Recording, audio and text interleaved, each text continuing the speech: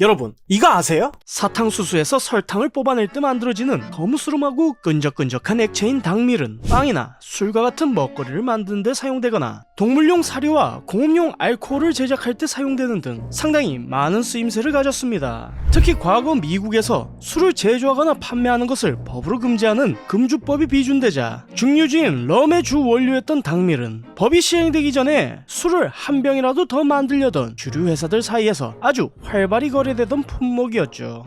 그리고 오래전 미국 매사추세츠주 보스턴시 북쪽에 있었던 한 저장용 탱크 안에도 이런 거래를 위한 당밀이 가득 차 있었습니다. 높이 15m, 지름 27m의 이 거대한 저장용 탱크엔 12,000여 톤의 당밀이 채워져 있었는데 올림픽 경기용 수영장 3개를 채울 수 있을 만큼의 어마어마한 분량이었죠. 과거 유명한 화학회사였던 퓨리티 디스틸링사가 1914년에 건설한 이 저장용 탱크는 겉으론 멀쩡해 보였지만 당시 엄청나게 쏟아지던 당밀 주문량에 맞춰 마감을 서둘러야 했기에 설계 과정에서 어떠한 안전검사나 관리자의 확인 없이 부랴부랴 급하게 지어진 상태였습니다. 심지어 탱크의 이음새 사이로 당밀이 흘러내릴 정도였지만 이미 8번 이상 엄청난 양의 당밀이 채워졌다 빠졌다를 반복했음에도 아무런 문제가 없었기에 회사의 반응은 미적지근했죠.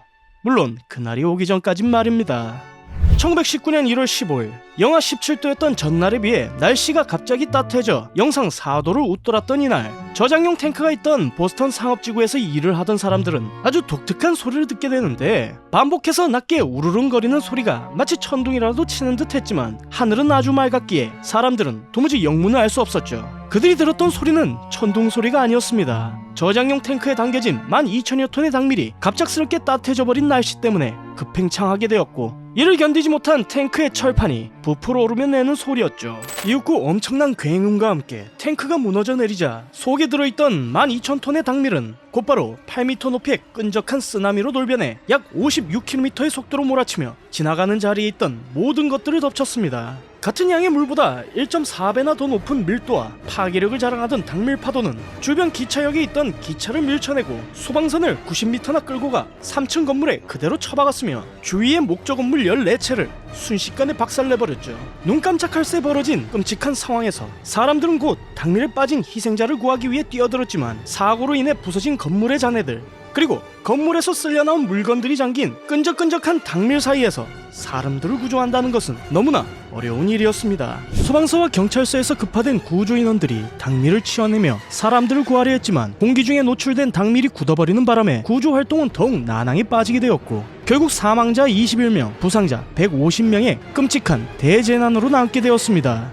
안타깝게도 희생자들의 대부분은 유난히 그날따라 따뜻했던 날씨를 즐기고자 미뤄둔 바깥 나들이를 나온 사람들이었죠. 이후 보스턴 지역 주민들은 퓨리티 디스틸링사를 상대로 125억 건의 피해배상 소송을 걸었고 회사는 이것이 무정부주의자의 테러라 주장했지만 탱크가 처음 지어질 때부터 제대로 된 감리 없이 부실하게 지어졌다는 결과가 나오자 법원은 도합 62만 8천 달러 현재 기준 우리 돈으로 143억 원이라는 막대한 손해배상 금액을 배상할 것을 명령하며 지역 주민들의 손을 들어주었죠. 여러분은 이 안전불감증으로 생긴 끔찍한 당밀 쓰나미에 대해 어떻게 생각하시나요?